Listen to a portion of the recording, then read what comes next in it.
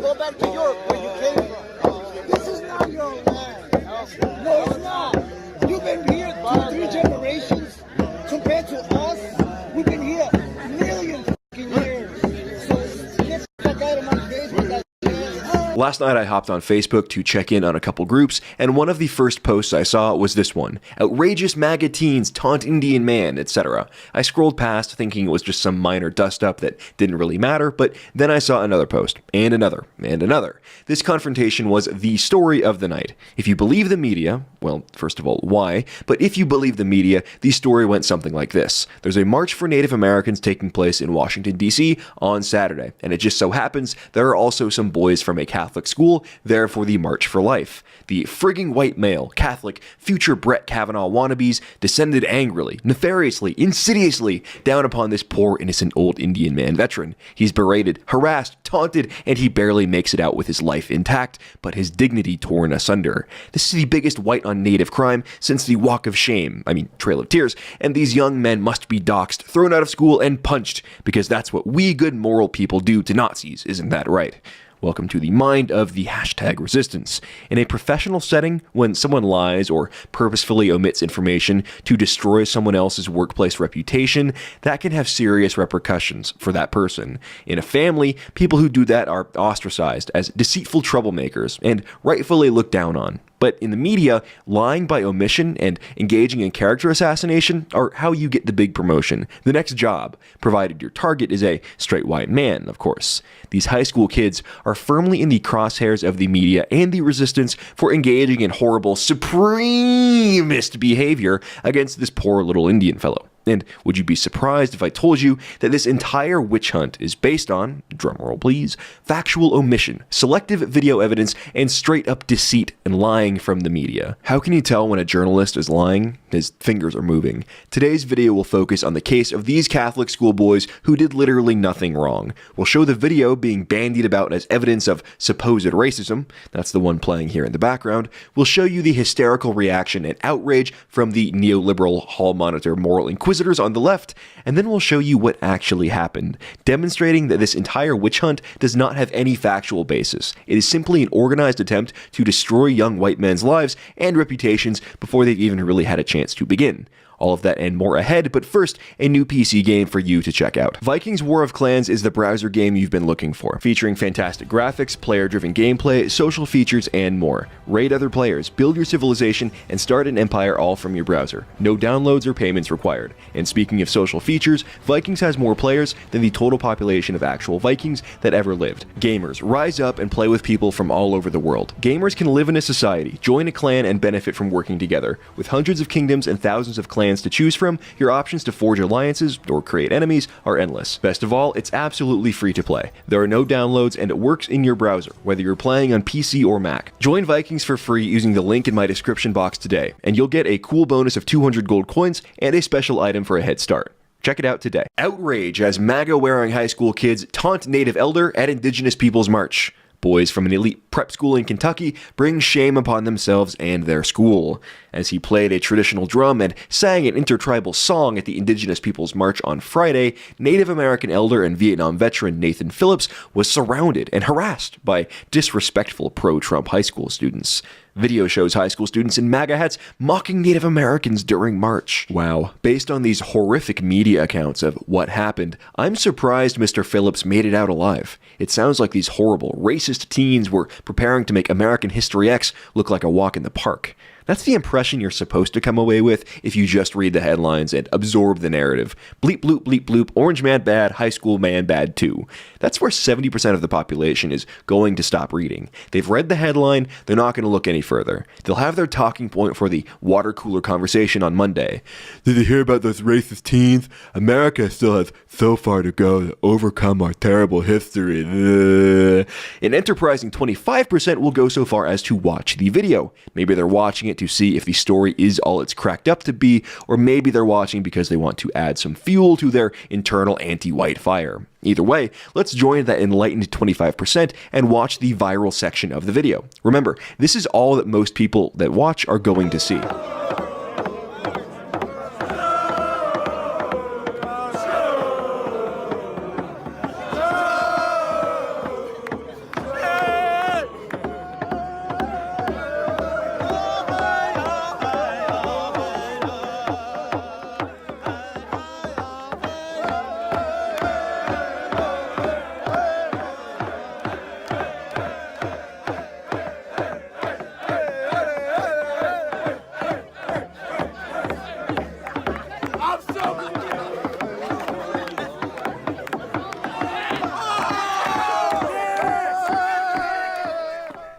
Okay, so as we go here, keep in mind that we started at the beginning of the viral section of the video, where the drummer man is already partially encircled by these high school teens. You conspicuously don't see what happened before this, but you'll see that later. That's yet to come. What you hear the kids chanting is a variation of the Florida State University Seminoles football chant. Various other schools use it too. Even when I went to Washington State University, the student section would put the tomahawks up and do this chant. It's extremely common and has a connection to college football bro culture, which is why you're seeing it show up here. Also, notice who the aggressor appears to be. The boys are jumping around and excited, but they're not aggressing upon the man. They're not getting closer. They're not swarming him, pushing him, or even touching him at all. They're getting into the beat that he's playing, goofing around, generally having a good time. So who gets closer? Whomst advances on whomst? Who puts their drum up to a kid's ear and starts hitting it harder in an attempt to intimidate and bully him? Oh yeah, it's the drummer guy. Notice how far away he is at the 36-second mark in this video. It's at least 4 feet. But notice how he steps forward, how he gets closer, and how he puts the drum right up to the kid's ear by the 2-minute and 22-second mark. By 3 minutes and 39 seconds, drummer guy has the drum not even 6 inches away from the kid's face. Who is intimidating who here? Give me a break. Journalists and the left are actually trying to use this encounter as evidence that these boys are all guilty of racism. They should be made to apologize, bend the knee, when in fact they were not the aggressors. The guy with the drum was. Let's see what caved-in head takes our blue check friends are offering up. Quote, I'm willing to bet that 50 years from now, a defining image of this political era will be that smug white MAGA teen disrespecting a native elder and veteran. It just captures so much. The replies here are pretty great too, including quite the snapshot. Wow, bro, deep. Racist white little punks in MAGA hats spawned from the seeds of white supremacists, harassed, mocked, and ridiculed a Native American elder. They were students from Covington Catholic in Kentucky who had just attended the hashtag March for Life. Hashtag Drumps America.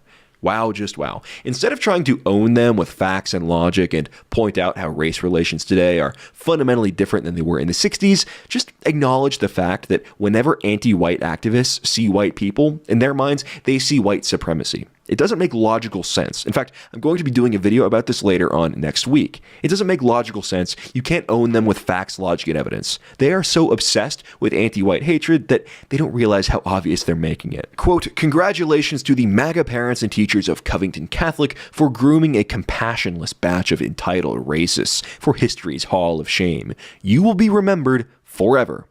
You'll be remembered forever. That right there is most definitely an implicit threat. They're saying that these boys will have their lives destroyed forever because of what they did here. And they didn't even do anything wrong. According to this person, Charlotte Clymer, I mean, y'all, I lived here for 10 years. I worked in a museum. I have seen some really SC behavior from tourists. But this, the worst I've ever seen. This is not kids being kids, which is a terrible excuse. Anyway, this is criminal behavior. Offending a person of color should be a crime, apparently.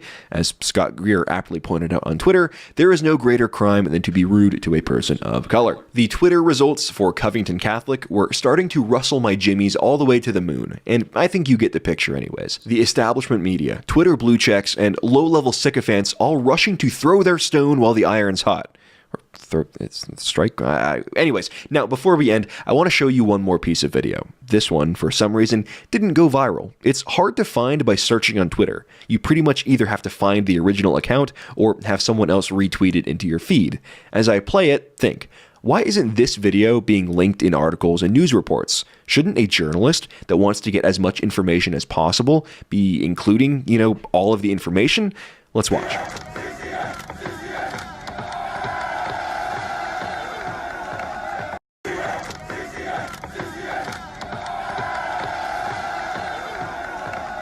It looks like a snapshot video, which is why it's only 6 seconds long, but there is a whole lot of very important information here. Cross-reference the boys' position in the original video with this one. They are right near the steps in the first video we watched, and in this video, they're in the same position. The drummer guy is the one that advances on them, not the other way around.